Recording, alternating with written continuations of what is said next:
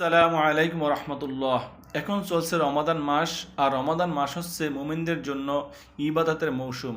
এই মাসে আমরা প্রচুর পরিমাণে ইবাদত করব এবং আমরা মহান আল্লাহ তাআলার কাছে গুনাহ মাফ চেয়ে নিব। গুনাহ মাফ করানোর জন্য আমরা আপ্রাণ চেষ্টা করব যেন আল্লাহ তাআলা আমাদের এই রমাদানে সকল গুনাহগাথা মাফ করে দেন।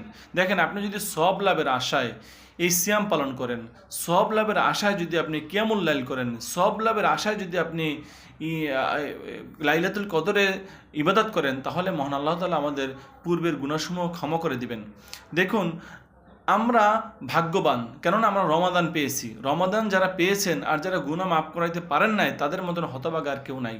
দেখুন, আমরা ইনশাআল্লাহ মহান আল্লাহ তাআলার কাছে বেশি বেশি করে দোয়া করব, যাতে আল্লাহ তাআলা আমাদের পূর্ববর্তী গুনাহসমূহ ক্ষমা করে দেন।